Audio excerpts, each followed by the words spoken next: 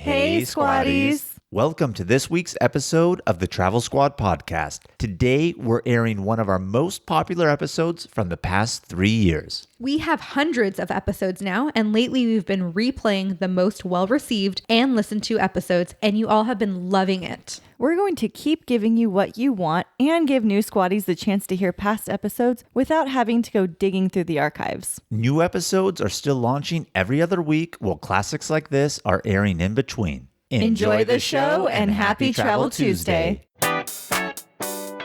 Welcome to the Travel Squad podcast, where adventure meets inspiration. We're your hosts. I'm Brittany. I'm Kim. And I'm Jamal. Together we explore international destinations, hike epic national parks, and share unforgettable travel experiences with you, one passport stamp at a time. Our mission is to inspire you to travel by showing you how you can make it work no matter your budget, schedule, or experience level. We bring you along so that you can laugh, get excited, and start planning your own trip. So grab your ticket and your passport. And don't forget your travel insurance. And get ready to embark on a new adventure with us around the globe. Hello, fellow travelers. Hey, Squatties. Welcome to this week's episode of the Travel Squad podcast. Today, we're taking you to Door County, Wisconsin. Now, I know a lot of you Squatties are probably thinking, Door County, Wisconsin, what's that? And up until recently, I was in the same boat. I had never really heard of Door County.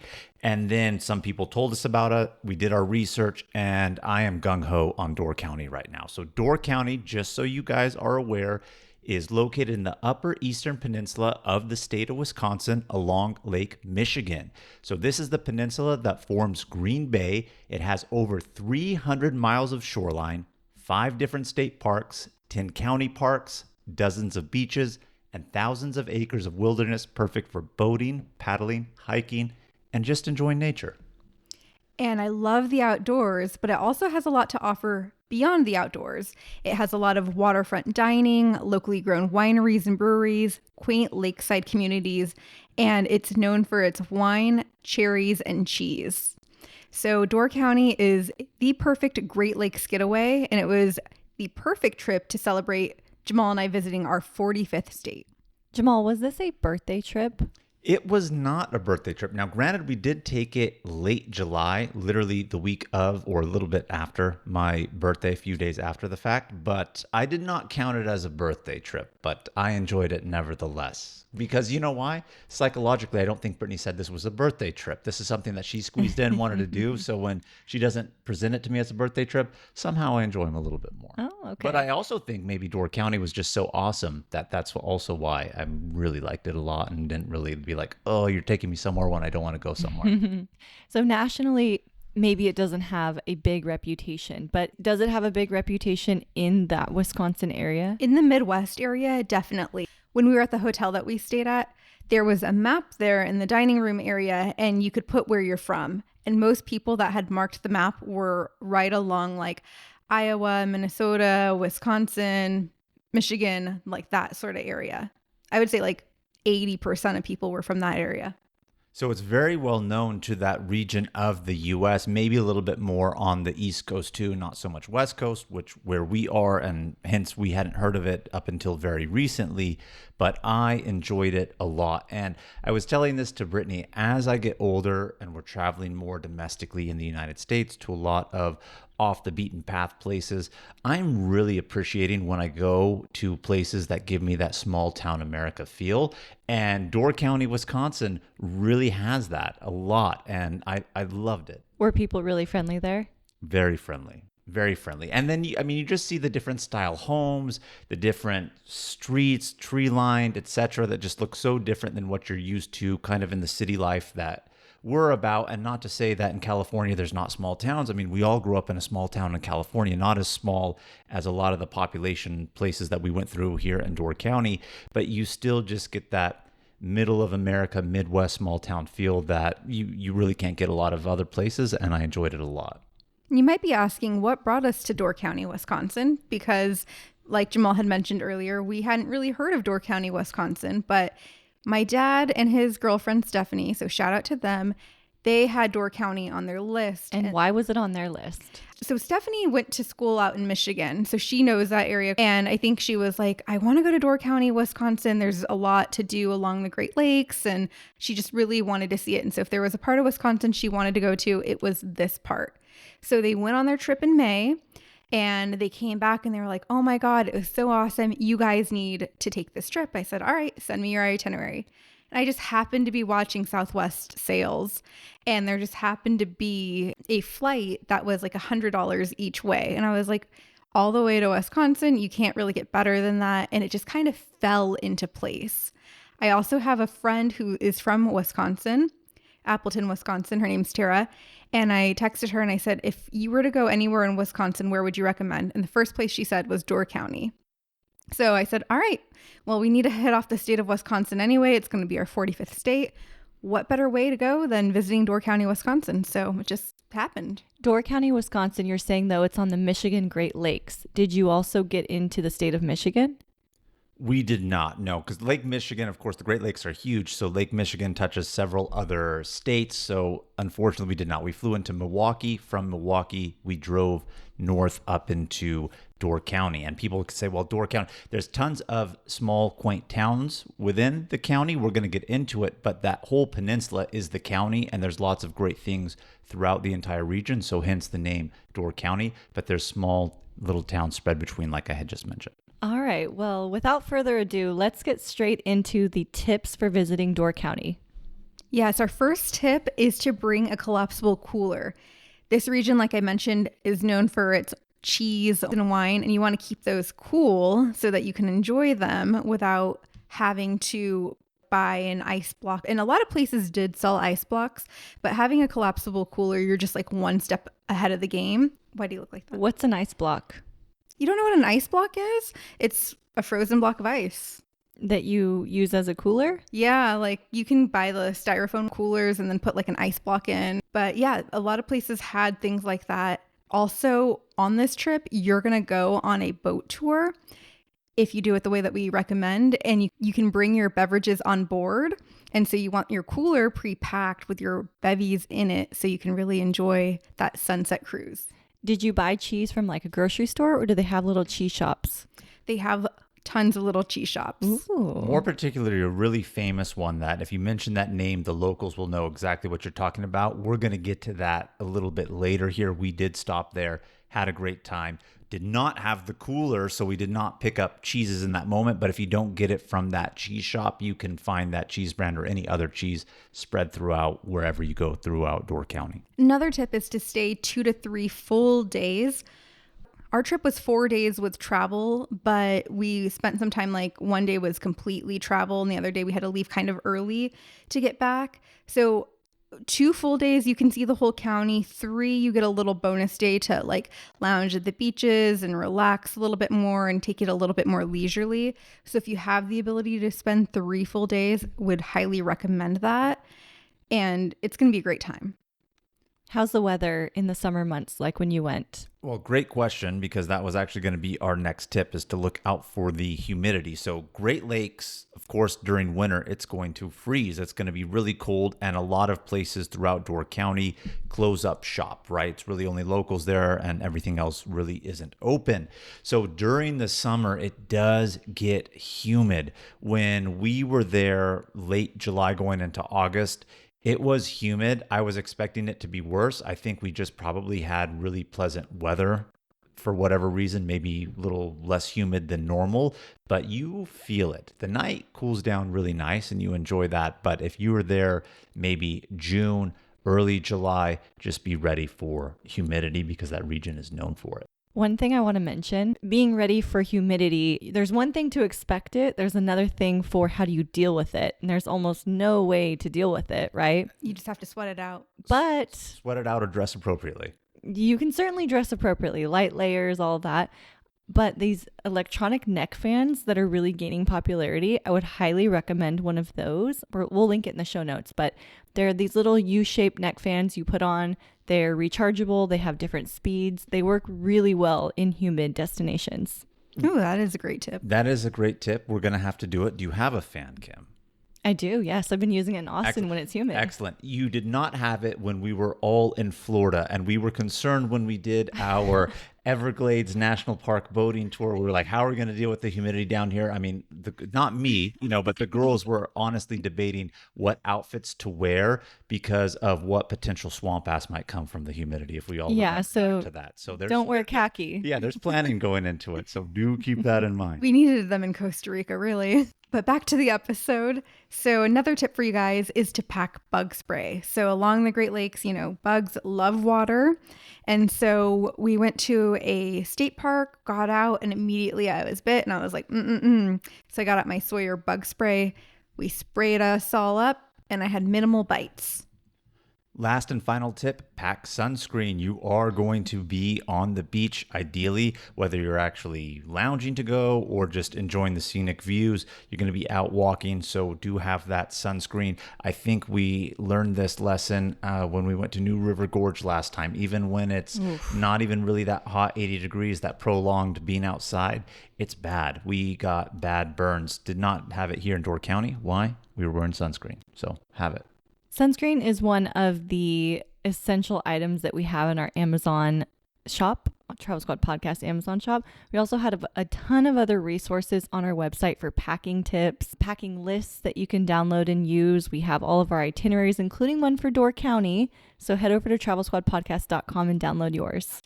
So on this trip, we did leave on a Wednesday, and we landed at 6:30 p.m. in Milwaukee and picked up a rental car. And I just want to say something. We were supposed to land 12:30 a.m., was it? 12:10 a.m. The next day.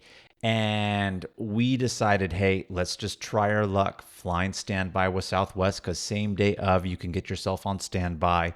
And we really lucked out to get in a little bit earlier, and I'm really glad we did. So I guess that is a squad tip here for you guys. If you are flying Southwest day of, you can actually request standby at no additional change fee or charge from your original ticket. It just has to be on the same day, but of course, no guarantee that you're going to get on it. But we got lucky.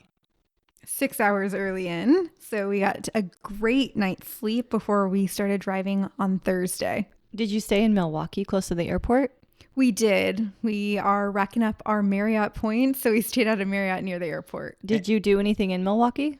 We did not, because the airport is not immediately close to downtown Milwaukee. It's not far, but not close enough. And we got in, we're like, no, let's just get a good night's sleep. We're going to be driving, doing things tomorrow. We did go out to dinner to a Indian restaurant that was right by our hotel. That was absolutely delicious. Enjoyed dinner, and we had that for breakfast the next day. A little leftover butter chicken never goes wrong in the morning. So on Thursday, we woke up early so that we can get the most out of our time in Door County. Our first stop was Sturgeon Bay, which is about 2.5 hours north of Milwaukee. And we got in just before 10 o'clock there. And we went to Sturgeon Bay specifically, Kim. You were asking earlier about cheese shops, where you can get it. We went to Renard's Cheese. Now, this is the place that I mentioned that everybody will know Renard's Cheese. Stop here. Have your cooler, pick up cheese. Again, if you don't have the cooler, you'll be able to find this cheese elsewhere. Probably going to be a little bit more expensive because, of course, now Renard's is selling it to somebody. Somebody's got to make a profit. So it'll be a little bit cheaper here. But regardless of if you buy cheese or not, you want to stop in because they give samples galore. There is a whole area of just samples. The guy who helped us out, he was super nice. Even what they had out for samples, he was asking us what we like. You want to try something a little bit different, pulled something out for us to have that wasn't even on the sample repertoire for the day, giving us all sorts of stuff. Really fun experience to just go in and do the tasting. Yeah, you get cheese cubes, cheese curds, cheese spreads, all types of cheeses. And then the cheese curds, you can actually get them seasoned. So they're not just like plain, and they have like a whole list of different types of seasonings and ways that you can change them up. So really good here. And they also actually had a really wide selection of Door County and Wisconsin-based products like wine. So we ended up picking up, was it a peach wine? It was a peach white wine, yes. It was really good from here as well. Was it sweet? Yeah, a little sweet, but not too sweet. Okay. And then we also picked up some crackers here. And Just crackers, no cheese? Crackers, no cheese, because we did not have, again, the cooler for us. We knew we would probably get cheese later. So we were like, no, we'll pass on it. We can find it elsewhere. But these crackers look delicious. This peach wine looks great. Let's pick this up. And of course, I wanted to go in and buy something, especially since we got a ton of samples in that moment. I want to, do business with somebody who was really good to us, which again, I forget the name of the gentleman who was giving us the samples, but super nice, super friendly. And you're going to experience the same when you're in there, and just try a whole bunch of different things. That way, you know what you want. They also had a little fudge section with different types of fudges, and one was a cherry fudge. In Wisconsin, Door County specifically is known for its cherries. It was really good, so you can pick up a whole bunch of stuff in there. I have a quick question about cheese. You're saying you don't have a cooler, and most cheeses go in the fridge, but what's up with those cheeses that don't go in the fridge? There's certain types of cheeses that don't. You're right. I am not a cheese expert enough to know why that doesn't spoil. I'm sure it has to do something with the way it's pasteurized, or is it a hard cheese or soft cheese? So I don't know. But really great question. You probably could find a cheese that didn't require refrigeration, but those ones are usually the ones that you're not trying to eat with crackers and wine, I don't think, It's a cheese mystery. So Door County is also known for its lighthouses, and so I wanted to hit up a few while we were in the area. So we drove to two, and they're in the same spot. So one's called Sturgeon Bay Canal Pierhead Lighthouse, and the other one's just called North Pierhead Lighthouse. And to get to their lighthouses, we followed the GPS, but then it kind of just like dumps you in front of this gate, and you're like, what are you supposed to do here? But if you look to the right of that gate, there's actually like a small parking area, and you have to park your car, and then you're going to follow this road down that's kind of blocked off to normal traffic, and you actually have to walk into the area because it's actually like a U.S. Coast Guard station, and so only part of it's open to the public. But then once you're on that road, you can see out to the lake, and then you can see a lighthouse out there. It's really interesting because, like Brittany had mentioned, it is Coast Guard territory when you are looking to the right. To the left is actually private residence. So you have this one area where the private residence is like stay off, and they have it sectioned. And then another area where it's Coast Guard, people forget, is actual military. So this is a military installation, and they're like, well, keep off of here. But this area where the lighthouse is open to the general public, the walkway and pier. So they give you this little narrow path that they actually have painted through of where you have to walk to the waterfront. But you mentioned, of course, we're seeing lighthouses. People think lighthouse on the ocean, but again, the Great Lakes are just so huge. And in this region of the U.S., even including Canada, because of course the Great Lakes touch Canada, so much commerce that they really did need lighthouses along the lakes. So famous for them here. The Sturgeon Bay Ship House Canal Pierhead Lighthouse is bright red. So when you see pictures of Door County, you often see this lighthouse featured. Really beautiful. You do have to like walk down this pier to get all the way to the end. Be careful because in the summer there's tons of spiders, and like you're walking through this like overhead area, and the spiders can be dangling down. Oh. So Jamal hates spiders, by the way. I hate spiders. Me too. Yeah. It's like when we were in Chicago. Remember, we were walking on the waterfront, and that tunnel that goes under the road to actually get to the buildings when you're walking along Lake Michigan. And guess what? Same situation here. There's a catwalk over because, of course, the catwalk that leads to the lighthouse is the Coast Guard stuff, but the actual concrete of the pier is where the public is. So to keep you from being able to really get to the lighthouse, then you're walking below those catwalk overhangs, tons of spiders dangling. I stepped off to the side. So you can avoid them. Just be cautious for them if you decide to walk under the catwalk directly. How long is the walk? Oh, I would say less than a quarter mile for sure. It's not like a very long walk, and you're not evading spiders for a quarter mile. It's a lot quicker than it really is. That quarter mile includes the paved area where they have it painted off for you to not go on Coast Guard property and to not go on that private property. So yeah, so get pictures of the beautiful red lighthouse. And then the other lighthouse is on the U.S. Coast Guard side.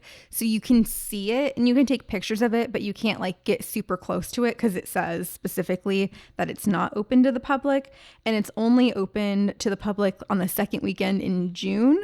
So unless you're there specifically during that time, You can see it, take pictures of it, but just not get super close to it. These are really old. These lighthouses were built in the 1800s. So that's how old they are. So a lot of history here too. From the lighthouses, we went to a state park. It was called Whitefish Dune State Park. It's also pretty close to Sturgeon Bay.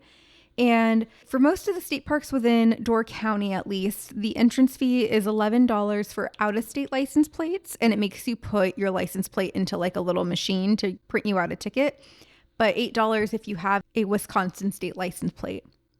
I hate this, and I always feel like we have bad luck when we go to get rental cars in other states. They always give it to me as if I'm in another state. One time we were in Middle America, and I got a California plate, and I was like, "Oh, why are you doing this to me?" Like, and now I'm going to be prone to be pulled over. So we're here in Wisconsin. What plate did they give us? I don't know. I don't remember. Like a Kansas or something. Yeah, like that. but it wasn't Wisconsin. So now, okay, $3 is $3, but it's the principle. It's like in Milwaukee, I would expect a Wisconsin plate, right? So if you are renting a car and going to be doing this trip, just ask the rental car company if you can get a car with a Wisconsin plate, because several places that you're going to go along the way, state parks, county parks, they do it by plate, so it'll be just a little bit cheaper. So this state park is known for its sandy beaches and towering dunes. And so the tallest dune in this area is called Old Baldy.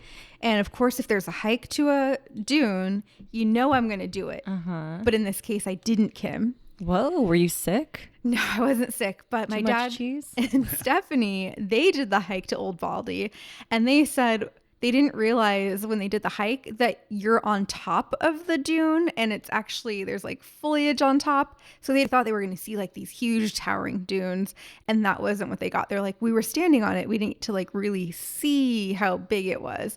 And they're like, so, you know, there are other things to do in the state park, so focus on those things. So instead of being on top of a sand dune, I was like, all right, I can find some other hikes in the area. Well, the sand dune is only 93 feet tall. I mean, that's the highest that it is. So it's famous for that. But again, not really crazy sand dunes. I would imagine the sand dunes that we experienced when we were in Sand Dunes National Park in Indiana, also along Lake Michigan at that point. We took that day trip from Chicago. Those were a lot more impressive. And granted, we did not go onto it, but I Googled the photos and I'm like, yeah. So I would skip this one for sure. And not the park here, not Whitefish Dune State Park, but Old Baldy itself. Skip. So instead, we hiked along the lake shore going northeast until we actually ran into another state park.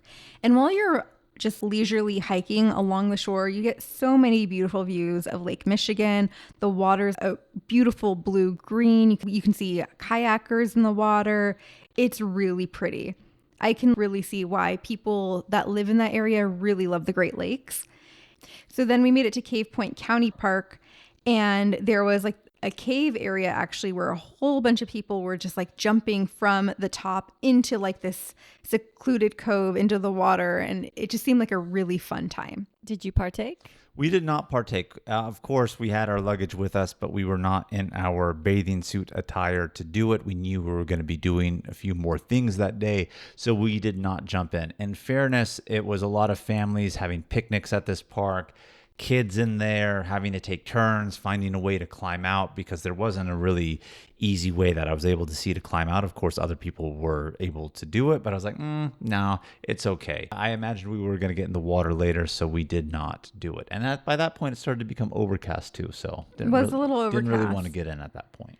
And part of the Whitefish Dune State Park, they advertised having like a boardwalk area to walk through. And so we were trying to get back onto the trail, which was called the Brachiopod Trail, that goes over like a little wetland area. So we went back into the other park to do that. When you crossed over into the county park, did you have to pay an additional fee? We did not, because we were on foot. I do not know if in the county park you had to pay by license plate either when you parked, because we were able to do it as a walk and little trail hike. So really good question. Not too sure of the answer. But the parks touch, you should just visit both of them.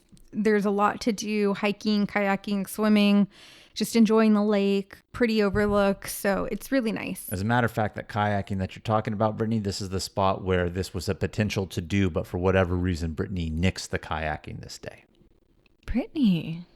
I know. Look at me. I was like, we're going to be more leisure on this trip and not so super active. Well, we needed to get into the county at a certain point in time, and we were on a tight schedule. So now I had some more lighthouses to visit.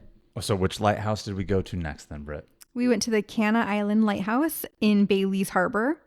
I actually did enjoy this one. This is actually the most photographed lighthouse in Door County. They do charge you $12 a person to go. Really, really cool because you park. Then there is an area when the tide is low that you can walk across. When the tide is high, you won't be knee deep or anything like that, but maybe a little bit ankle deep because it creates this little sandbar, but not really a sandbar, right? But one is created there for you to have the path. There was also, I'm pretty sure, a local farmer or resident, and he had a tractor that he was pulling a trailer behind and charging, I think, $1 if people wanted to take that. So you could do that. Most of the families did that had little kids, but we were at low tide, so we just took the sandbar across. But what was really cool about this lighthouse is that it's almost a museum too, because that's why they charge you the $12. You can go in, climb the 97 steps to the top, get the panoramic view, but they give you a good representation of what the keeper's quarters used to look like back in the day, give you some of the history of that. There is a film also. So that was really cool. This is the second time that we've been in a lighthouse where we did a kind of tour with the keeper's quarters. The other one was in Long Beach or LA area, LA. if you remember. But here that was fun too. I enjoyed it. And this lighthouse is built in 1870. It's a really beautiful lighthouse. And then on the island, because it's on Canna Island, you can walk around the grounds and also be on the lake as well. I did not realize that Jamal does not like lighthouse heights, like being up at the very top and like walking all around it. He's like, I don't like this. Whoa, Jamal. I don't mind heights when I feel like I'm safe. You didn't feel safe on the lighthouse?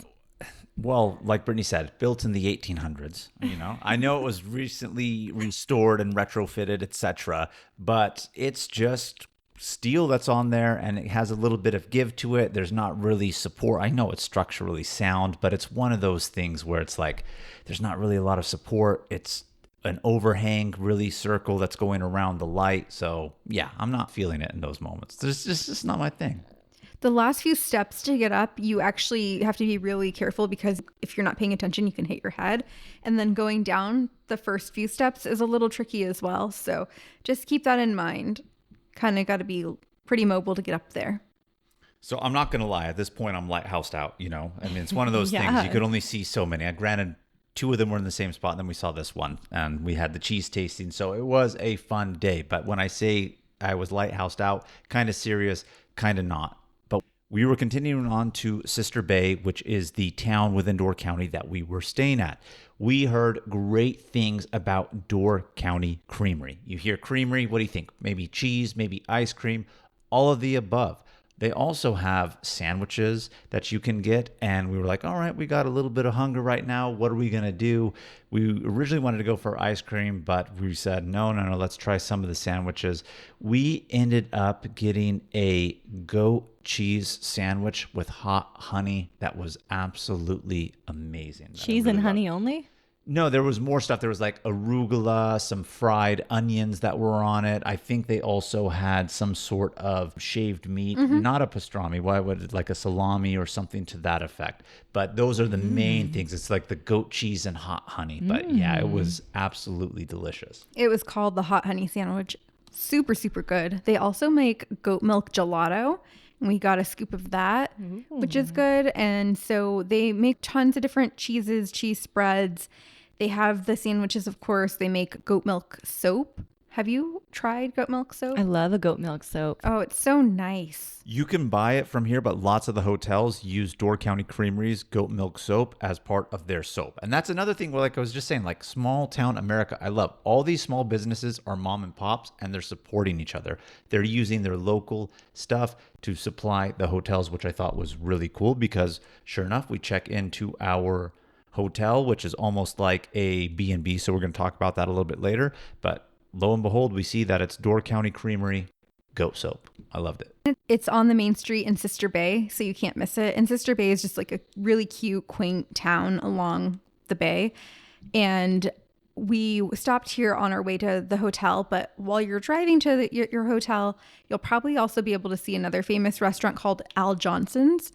And sometimes they have goats on their roof. Oh, how do they get up there? I think they have like a little ladder system that gets them up. A ladder system for the goats. Or Like some a ramp, like a little A ramp. ramp system. Or Yeah. some of the workers carry them up there. I'm not entirely too sure how they get up there, but they're up there. So this area is something that we didn't mention. I guess we're going to get into it a little bit later in the day when we talk about going to the fish boil and the history of it. But there is a lot of Scandinavian culture in this area. So you have a mix of buildings that look like that comes from Scandinavia region of Europe, which is true. Al Johnson's building looks that way. And then they have grass that is growing on top of the roof versus a Whoa. traditional roof. So that is why the goats are on top. They are actually grazing the rooftop of the restaurant itself. It helps keep the buildings insulated in like the Scandinavian areas. So they brought it to Door County. Interesting. So we did catch a goat up there munching. Did not see how it got up, but I did see a lady go try to herd the goat. So I don't know if she ended up carrying it down or how they get it down. But that is a great question. When you're in Door County, Kim, or any of you squatties, let us know how they get them up. Go early in the morning and see how they get up there. And from there, we went to our stay at the Liberty Lodge at Sister Bay. So we were actually hosted here at the lodge, and it was founded in 1898 by Abraham and Christina Carlson. It is a original Door County landmark. Yeah, the lodge served as a welcome destination for steamboat passengers that were sailing Green Bay waters from Chicago.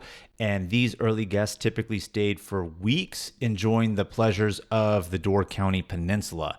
And that's one of the things, too, that, you know, being in other Great Lakes regions, and of course, including this one, it's one of those things where these places were areas where a lot of affluent people came to escape the city heat of Chicago, Milwaukee, or other big city areas that were along the lakes. And so they would stay weeks at a time. So, of course, earlier we were talking about the humidity, but a little bit cooler here than in the cities with all that stuff going on. In the Liberty Lodge at Sister Bay, it's more of a bed and breakfast than like a modern day hotel. Had you ever stayed in a bed and breakfast before? We have We have. actually. One place in New Jersey, which was absolutely amazing also. And that's kind of why I mentioned Great Lakes region, but that's not necessarily the case when it was in New Jersey, because of course it's along the Atlantic. But that area that we were at, Cape May, where we stayed in the B&B, same thing. All the rich people came from New York City or other places within New Jersey and just stayed along the shore for weeks at a time. And to this day, it's almost like Door County, where people just go and summer vacation along the shore. Right, right. I remember when you were planning this trip, the Liberty Lodge at Sister Bay was your number one place you really wanted to stay. You really wanted to see it. And I know why now. I saw your stories from when you were on this trip. It looked absolutely gorgeous. Like the porch situation, the whole room situation. Tell us about it. Yeah, so they are pretty small. They only have 14 rooms, but they're all really beautiful rooms. Our room had a fireplace and a whirlpool tub inside of it. And they just have like really nice hard maple floors, cherry wood furniture. They have a sign in the bathroom saying like, please respect the plumbing because we were built in the 1800s. Like, so everything's like super classic. But what I loved outside of our room on our porch deck was there were 2 chairs so you can pull up and just sip and enjoy your coffee, read a book. And then there was a gazebo off to the side that was also connected to the deck. And then when you go into the main lodge area, they have a big fireplace, some nice leather seating area, and then they have a little dining area as well. And let me tell you, the breakfast spread, amazing. Tell me about it. Well, so in the morning, they did have a few things that were just almost like continental style, right? But not in a bad way that some people associate continental style. You had some fresh made scones. Brittany mentioned earlier that cherries are a big thing here. So it would actually list the place where they got the cherry compote jam or jelly that they had set out. What else did they have on the continental side of things? I'm trying to remember because those scones were like grade A for me. They also had these like cherry button cookies. Oh yeah, those Cherry were good. button cookie. Yeah, Like those the- were phenomenal. The middle was like a cherry compote or jam, and then like the outside was a shortbread, and Ooh. I couldn't get enough of those. They also had yogurt and granola. They had cherry juice, Cottage cheese. cottage cheese. But then they also had like a little menu, and you can get like a European style meat and cheese plate Ooh. for breakfast. Ooh. And so we did that, and they had like They had the parfait also. Yeah, the parfait. So they had a few things that you can get specifically from a menu, maybe 3 or 4 of those. Those last 2 things, the parfait as well as the cheese plate, were 2 of those ones. And then, of course, the continental style to pick up, coffee, tea, whatever you would like. So it's not like a traditional bed and breakfast where, probably the breakfast menu rotates every day or something like that. A lot of it stays the same, but similar themes, but different, which I really enjoyed. And you mentioned the lobby with the fireplace and everything. They have books and games in there. So if you want to go out to the gazebo and play that, bring it back to the room, play in the lodge with the fireplace going, or sit on the open deck. It's like a southern deck where you have your chairs and you're overlooking the water, because it's right on the waterfront. I shouldn't say right on the waterfront. The road is there, but you can see the water. So you are on the lake when you're at Liberty Lodge. Awesome. They have a little cornhole section too. So there's a lot to really enjoy about this hotel. We really enjoyed our stay here. It was fantastic. And there's nothing better coming home from a long day and relaxing and unwinding in a hot tub pool inside your room. With that peach wine that we picked up at Renard's Cheese, by the way. I'm just going Ooh. to throw that out there. And then we have, the fire going a little bit. So there's some ambiance there, and there's the TV above the fireplace. Amazing end of the day. Take a guess on what we watched, Kim, while we were in the hot tub having our wine within the room. Trash television on Netflix. Love Island? Close. A little too hot to handle. Oh, action was yes. going on. Yeah. So that was what we were doing in there. But like I mentioned, Door County, a lot of stuff here is seasonal. Liberty Lodge is only open from Memorial Day through October, because then, of course, it closes for the season because it gets really cold out there. From here, after we checked in, we went and checked out a market called Sequest Orchards. It's a market and bakery, and it has everything cherry and more. So you can get a ton of baked goods, spreads, cheeses, whole bunch of things here. So it's definitely worth taking a little stop in. And this is free. Of course, you can buy whatever you want within there. But even if you're not planning on getting anything and bringing it back because you're afraid it's going to break in your luggage if you're not close enough to drive to this area, I would recommend stopping by, because it's just one of those fun local things to do. But it also gives you a really great perspective to the economy and industry that goes on here in Door County with all the great stuff that you can buy in the shop. And then we ended our day at a fish boil. The fish boil was at the old post office in Ypres. So it's an old historical post office that has now been turned into a restaurant. And they have like 3 different seatings per night during the summer. You have to call ahead to make reservations. You come half an hour early before your time to see the presentation. And by the presentation, Jamal had mentioned there's like a whole Scandinavian culture here. So fish boils are very traditional Scandinavian culinary experience. Is it kind of like a pig roast for Hawaii? It kind of is, except it's a fish boil, and they are bringing the fish from the Great Lake and doing the boil, which is something that they did, of course, in Scandinavian region. So since a lot of people from Scandinavia settled this region, it's something that was brought here, and it really started to take off and become popular when this region of the U.S. started to become that tourist destination of more affluent people leaving the cities during the summer as a place to escape, stay in a couple weeks. They were saying, and they give you a little bit history of the region as they're doing the fish boil, and of course history of the fish boil, but they were saying that hotels back in the day, they were small little operations, and there wasn't really restaurants or other stuff. So it was expected that the restaurant would feed you. So this is what they did in the evening to feed guests, because they can do it for cheap. They had a ready available supply of fish constantly. So fish boils became popular in this region too for that. So they have this huge kettle, and they're boiling potatoes and onions at the bottom. And then they eventually put the fish on top. And then at the very end, once everything's like ready, it's called the fish boil because they throw a whole bunch of kerosene on it. And so then there's this like big dramatic... On the wood, not on the fish and the boil. Yeah. I just want to specify. There's a big boil over of some of the water in the pot, and there's like a huge flame. And so it gets rid of like all of that top layer that's cooking. And so it's a great way to like clean out the pot, I guess. So our cook, his name was Torch. I'm sure that's not his real name, huh? A little nickname. No, I think his real name is Jeremy, but Torch. by Torch. And we've heard from multiple people that he puts on one of the best fish boil shows in Door County. So if you're going to see a dramatic fish boil, this is a place to go see it.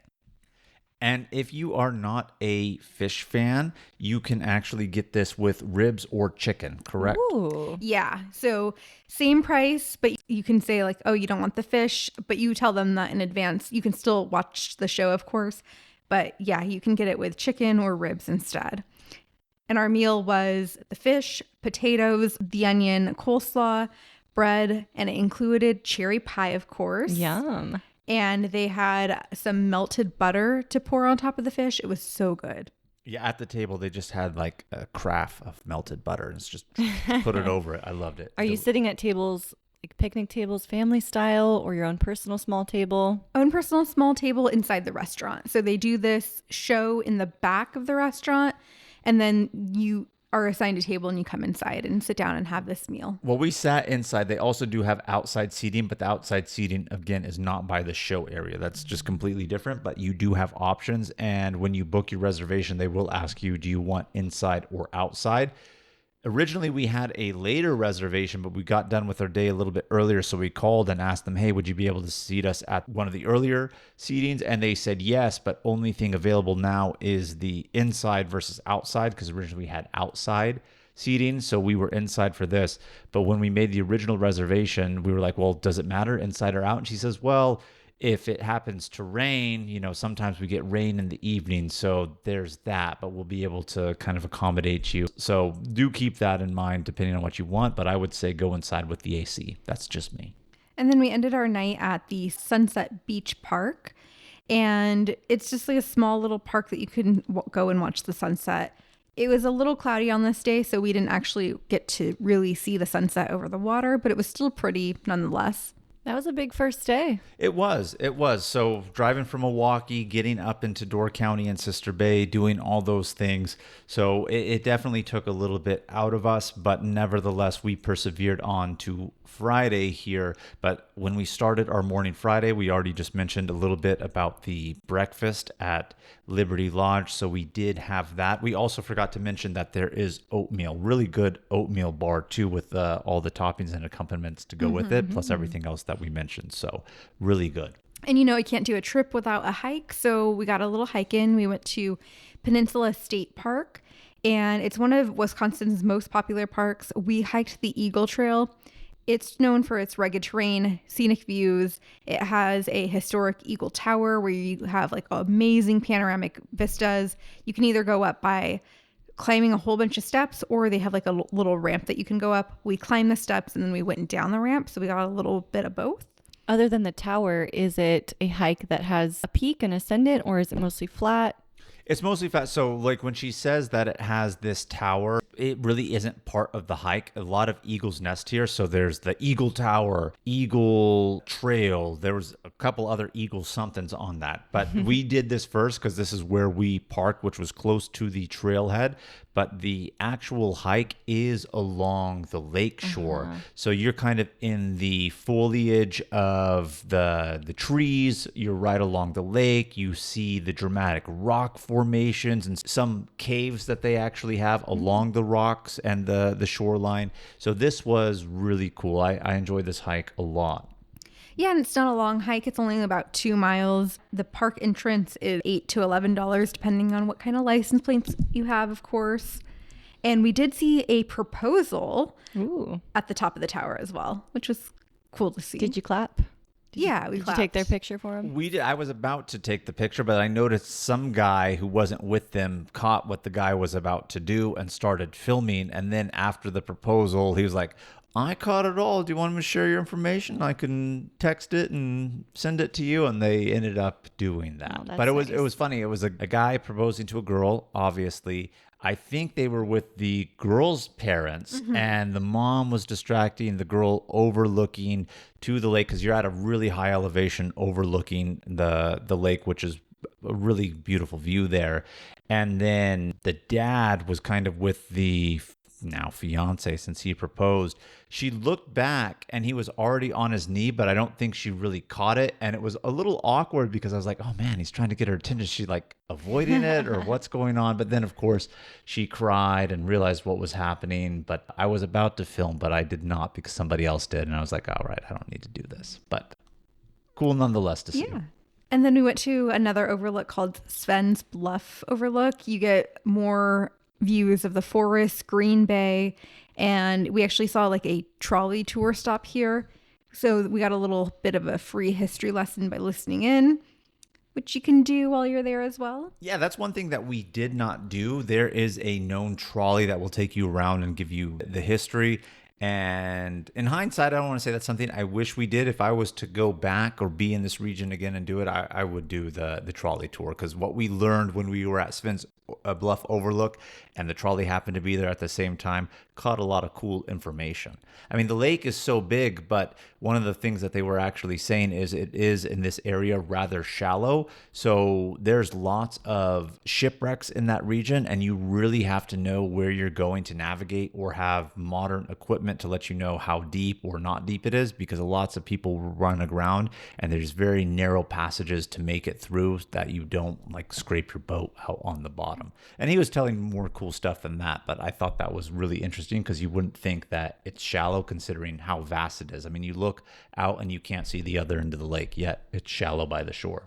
Yeah, he was actually saying that it's so shallow that in winter months, the lake freezes over to pretty far out. So if you want to do construction on your home that's like on an island, you wait for the lakes to freeze over, and then you can drive trucks over to that spot with like lumber and supplies and things like that. One thing I would love to do one day is ice skate on a natural frozen lake. You could do that right here. I guarantee it. From here, we went to a restaurant called White Gull Inn Restaurant. And let me tell you, we went specifically to get the stuffed French toast with cherries.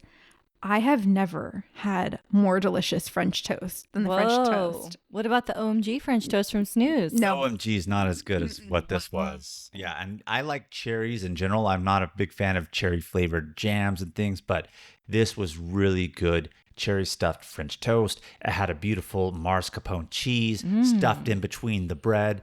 And so we were originally wanting to do this in the morning the next day before we left, but we're like, oh man, the breakfast was so good this morning. Are we really going to turn down a breakfast?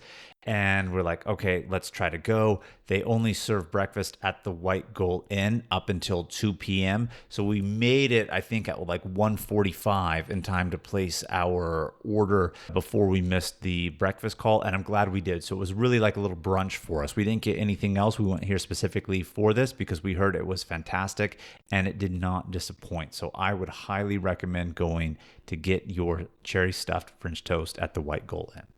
Yeah, full order comes with 4 pieces, so we split it, but they do have a half orders too. Weren't you also considering a candlelight dinner here? I did see that on their website. They do have like a candlelight dinner and a fish boil, so it was an option for us, but we didn't end up booking it. But the French toast, definitely go for that.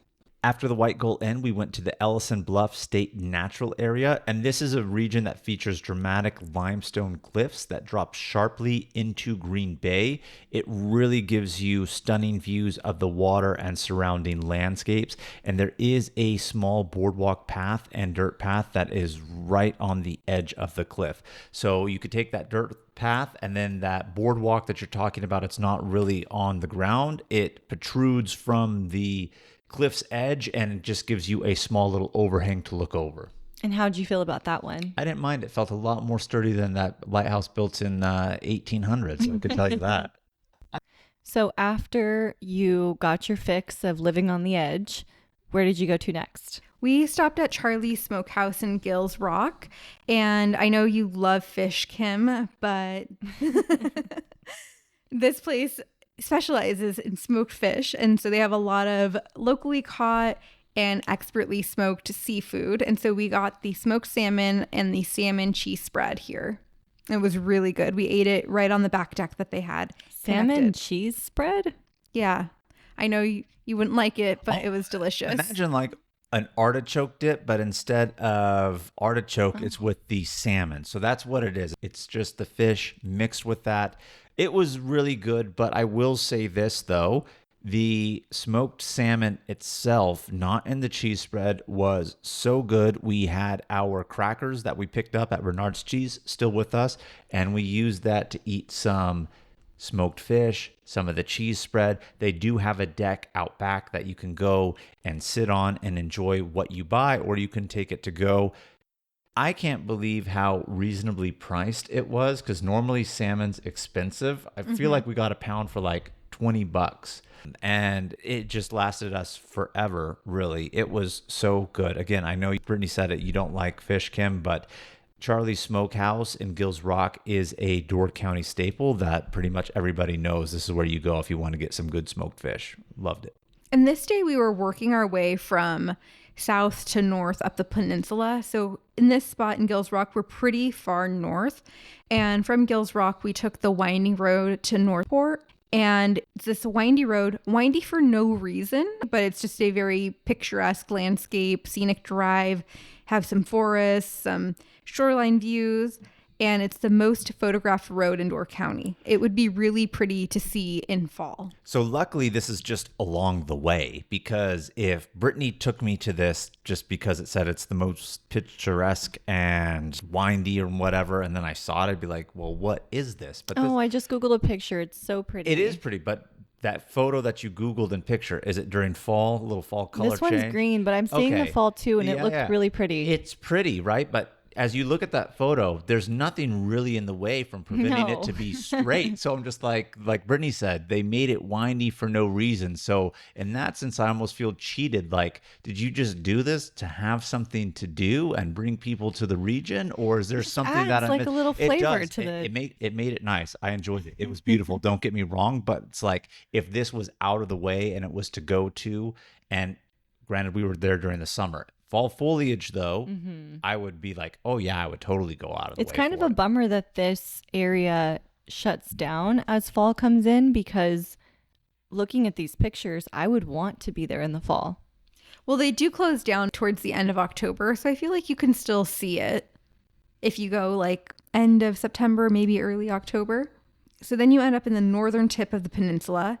From here, you can actually take a ferry to an island called Washington Island, but you would need that third day for that, and we didn't have that, so we just decided to kind of work our way back. And what would you do if you took that ferry? What is there to do? It's a pretty remote island, but you can have like more relaxed beaches because there's like no one out there, and there are a few historic things to see. More lighthouses? I'm sure there are. I don't know for sure, though. So Tanya, she is the manager at Liberty Lodge, and she even asked us if we were going to be going out to Washington Island. And we told her no, because we just don't have time. She said, yeah, you need a good bit of time there. But she was saying that it's one of her favorite things to actually do. She has family coming in. They're planning on doing that, staying a day out there, because they do have like good restaurants. It's a little bit less crowded because, of course, you have to take the ferry. There's only so many accommodations. But she said people think it's smaller than it is, but you could rent bikes and ride from one side of the island to the next and just keep things really leisure. So it's almost like a staycation thing for people who are from the region, or if you have more time to just go enjoy and have a little bit more seclusion. After that, we went to, and I'm going to butcher this because I think it's in French, we went to Port des Morts Park, and this is just a park at the top of the cliff, but you can take stairs down that go to the lakeshore and walk along the lakeshore. And this area is famous because it features some of the Niagara Escarpment, which is a prominent geological formation that actually stretches from Niagara Falls in New York and Ontario area all the way through Michigan and Wisconsin. And it consists of a series of steep cliffs, ridges that formed from, getting real geological on you guys now, dolostone and limestone. And it just offers a striking contrast and natural scenery to the diverse ecosystem that's along its path. So I thought this was a really cool area. You're going to be right by this, so I would stop, but this is not a must-do in my opinion, but really cool geological features. And so then we started to head south because we were at the tip of the peninsula, and we wanted to do some wine and cider tasting. So we went to Lautenbach Overlooks Orchard Country. And it's this shop, but they have an orchard, and you can do wine and cider tasting there, and you can try different cherry samples. And they also had an amazing cherry pit spit. So if you take your cherry pit that you just tried from a cherry sample and you go to their back area, they have this big spitting range, and they have it marked. Pit. Yeah, the spit pit, and they have it marked by, how many feet, and they tell you what the longest pit spit has been for like men's and women's, and then you can try your luck and see how far you can get. So, and who spit farther? I did. No, you did not. I spit further. And as a matter of fact, we each filmed both of our spits because for whatever reason, we thought this could be some good Instagram content. And Brittany did post it on there. But of course, when you're filming it, you can't really see the pit because it's so small. But I made it pretty far. Brittany made it very subpar. And then as I'm filming her, she just decides, I made it all the way over here. And then she runs to the end of the pit like she made it all 50 feet. So not much of a spitter, huh, Brittany? Nope. Well, how was the price point on a tasting? Oh, the price point was so cheap. So for $5, you can do 5 3/4 of an ounce tasting, or for $10, you can do 5 1.5 ounce tastings. And they had a ton of different wines to choose from. I told Jamal maybe we should do 2 of the $5 ones with a 3/4 ounce tasting and get 10 different tastings each. But anyways, we didn't do that. We just got 5.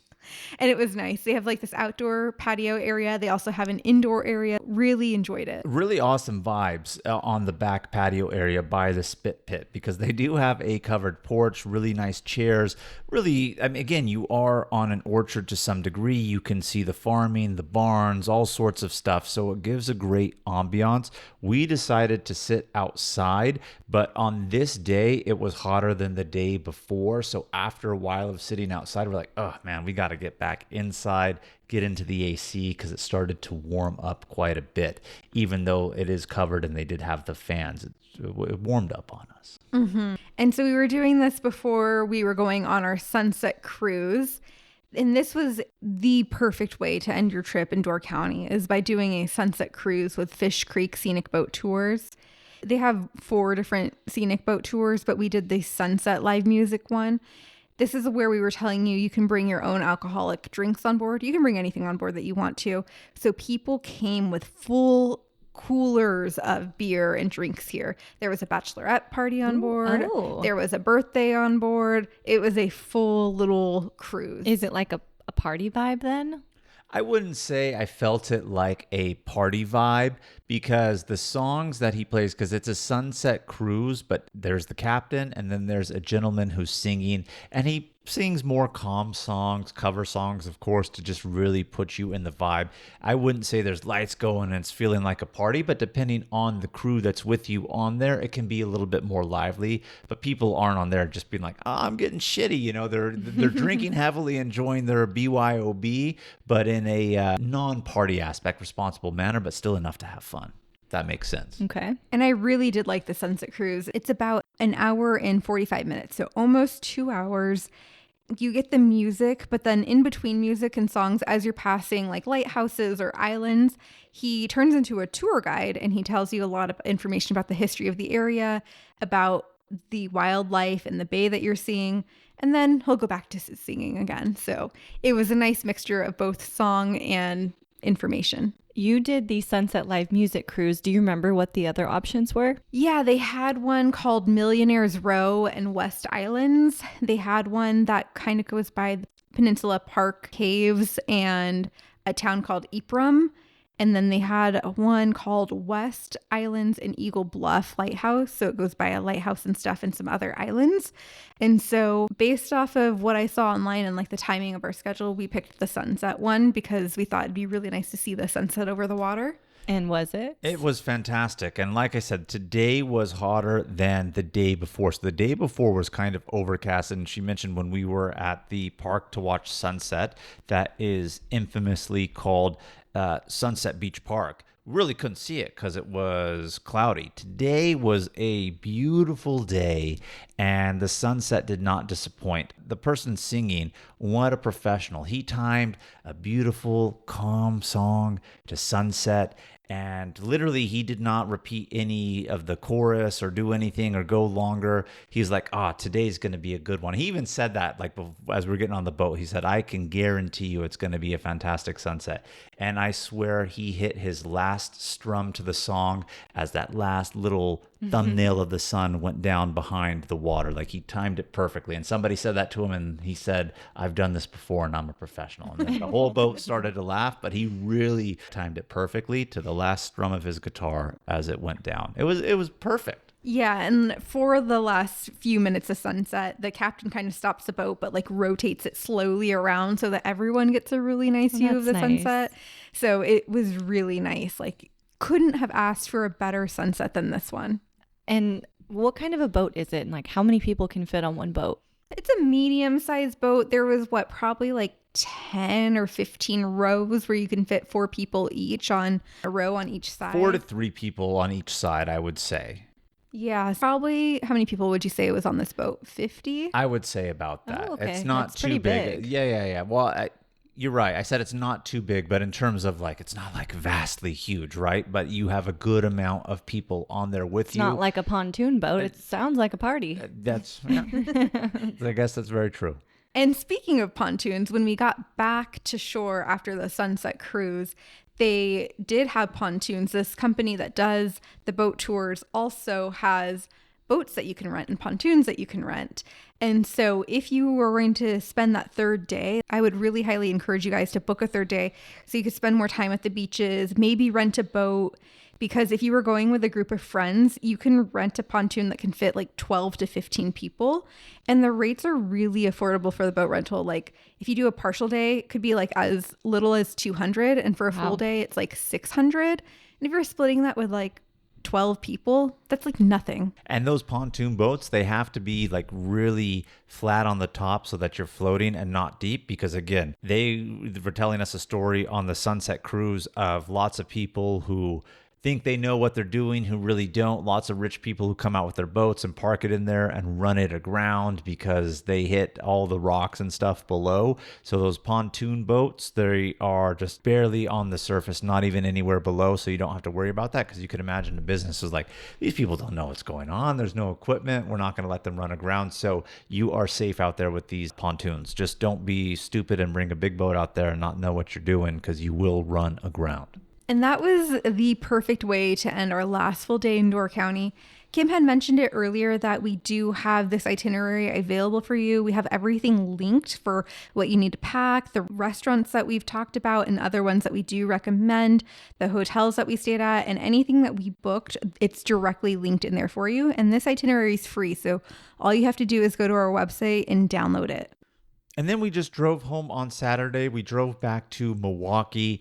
Just being a sports fan, I wanted to go ahead and see Lambeau Field where the Green Bay Packers play. It's along the way in the southern region, so we did make a stop just to see that. We drove by. If you are a Packer or sports fans, you can actually do a tour. It's almost like the stadium is a museum. They do offer daily tours from my understanding. We did not do that. Didn't necessarily want to, but that's something we did heading back to Milwaukee before we flew back home on that Saturday. Sounds like a lovely, wholesome weekend out in Door County. It really was. I really enjoyed it. And I hope you squatties enjoy it too if you make it out to Door County. Thanks for tuning in to our Door County, Wisconsin episode this week. Make sure to keep the adventures going with us. You can follow us on all the socials at Travel Squad Podcast and send us in your questions of the week. If you found the information in this episode to be useful, or if you thought we were just plain funny, please be sure to share it with a friend that would enjoy it too. And as always, please subscribe, rate and review our podcast, and tune in every Travel Tuesday for new episodes. Stay tuned for next week's episode. We have some more amazing adventures and tips in store for you. Bye. Bye, Squaddies.